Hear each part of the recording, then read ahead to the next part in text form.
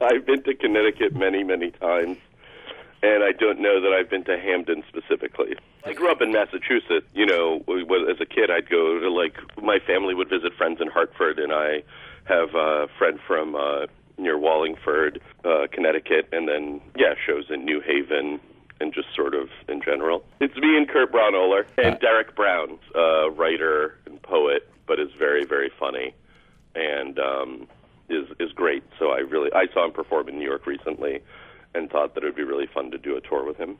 Chappelle appearance in Hartford? I am very well aware. Does that concern you? Meaning, do I think people will yell Chappelle's catchphrases at me in Hamden? No, unless they're idiots. Well, meaning, I mean, you can't yell, like, thousands of people can't yell at a guy who's trying to talk.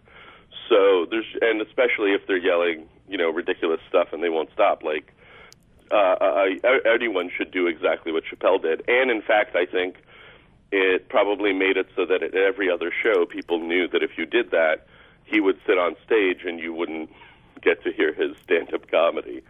But no, I don't think in Hamden, in a club, people will scream at me his catchphrases. I really hope they don't, or my catchphrases. I guess it's true that on occasion I do shows and people yell vodka at me because of my character in Delocated, but it's generally one or two, and they generally stop very quickly because they realize that it's terrible to do that. How generally do you handle hecklers?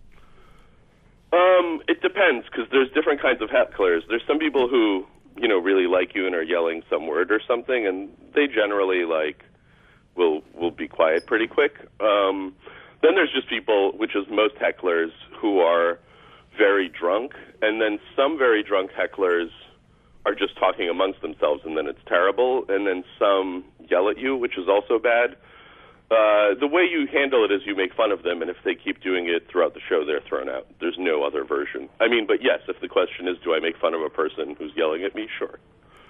Okay. But eventually they have to be thrown out because they're disrupting something that's supposed to be like an hour-long show. You can't throw out 1,000 people from a stadium. It's very difficult. Right.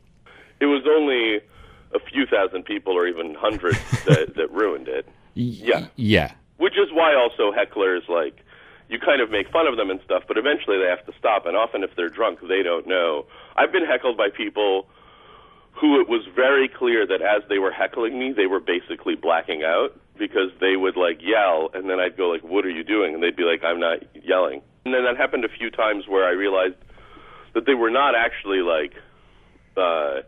messing around. They were very genuinely sort of blacking out basically throughout the heckling. That hasn't happened a lot, but once notably, where I was like, oh wow, this person is so drunk they are unaware of what they're doing. Literally unaware. You've probably never been to Redscroll Records in Wallingford, I'm guessing?